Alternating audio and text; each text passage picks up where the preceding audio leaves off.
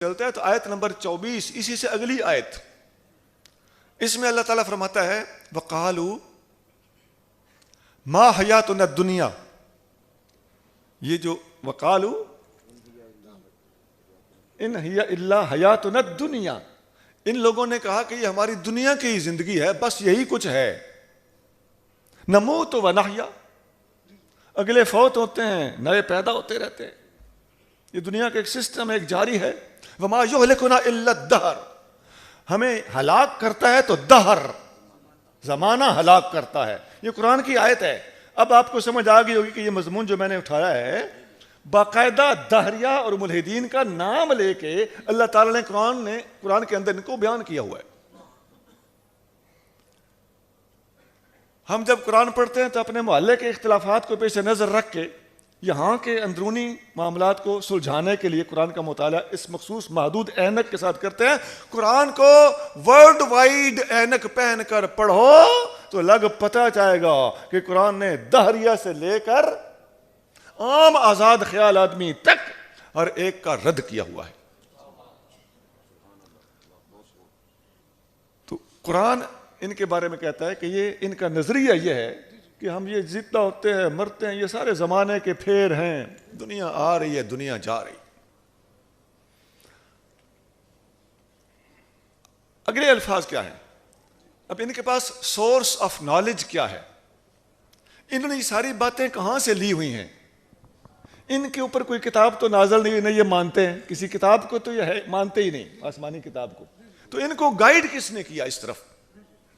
اللہ تعالیٰ اسی آیت کے اگلے الفاظ میں ارشاد فرماتا ہے کہ وَمَا لَهُمْ بِذَلِكَ مِنْ عِلْمٍ، اس موضوع پر ان کے پاس کوئی نالج کوئی علم نہیں ہے، تو پھر یہ بولتے کس بنا پر ہے؟ إِنْهُمْ إِلَّا يَظُنُّونَ، ان کے پاس اپنے تکے ہیں۔ بھائی جی میں نے ترجمہ بالکل ٹھیک کیا، علماء کرام تصدیق کر، ان کے پاس اپنے تکے ہیں۔ بتاؤ جی پڑھے لکھے بندے ہو، آپ 10 پڑھے ہوئے ہو، 12 پڑھے ہوئے ہو، 14 16 پڑھے ہوئے ہو، ایم فل کیا ہوا ہے، پی ایچ ڈی کیا ہوا ہے، وٹ ایور تم نے کیا ہوا ہے، ایمان سے بتاؤ قرآن نے تمہیں بے نقاب کر کے رکھ دیا ہے کہ نہیں رکھ دیا؟ انہم الا یظنون، ان کے پاس محض تکے ہیں، تیر تکے چلاتے ہیں، کچی باتیں ہیں، اندازے ہیں، اپنے گمان ہیں۔ میں کراچی میں تھا تو ایک بندہ مجھے کہنے لگا، فرنیچر کا کام کرتا تھا، بڑا ویسے ادروائز معاشرے میں وہ ٹھیک تھا، شریف آدمی تھا، لیکن کسی کے پاس بیٹھا تو مجھے کہنے لگا میں جا کے بندے کے پاس بیٹھا ہوں، مجھے ایک شک پڑ گیا، میں نے کہا کیا؟ کہنے لگا یہ ہم کہیں مر تو نہیں گئے، یہ جو ہم بیٹھے ہیں کیا پتہ ہم مرے ہوئے ہوں؟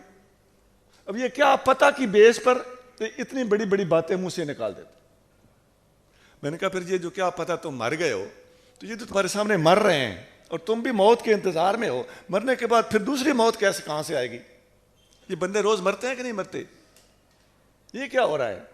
اتنی سی بات پہ چونکہ سادہ آدمی تھا تو وہ چپ تو کر گیا، لیکن میں نے سمجھ لیا کہ ان لوگوں کے پاس واقعی جو قرآن کہتا ہے کہ انہم الا یظنون، ان کے پاس تیر تکے ہیں، یہ لوگ واقعی تکے چلانے کے ماہر ہیں، جس ماحول میں بیٹھتے ہیں ہو سکتا ہے انسان پہلے باندر ہو سکتا ہے یہ انسان پہلے ایک انسان ہی ہو اور یہ اس کے کئی انگ کئی ٹکڑے اور کئی جراثیم اور کئی اس میں سے نکلنے والے مالیکیولز ہوں اور وہ پھیلے ہوں، تو اس بندے نے کوئی پھڑ پھڑایا ہو، جیسے پرندہ پھڑ پھڑاتا ہے تو اس کے قطرے گرے ہوں تو وہ سارے کے سارے انسان بن گئے ہوں، یہ سارے ان کے پاس ہو سکتے، ان کے پاس ہوتے ہیں، یہ انہم الا یظنون، یہ گمان ہیں ان کے اپنے۔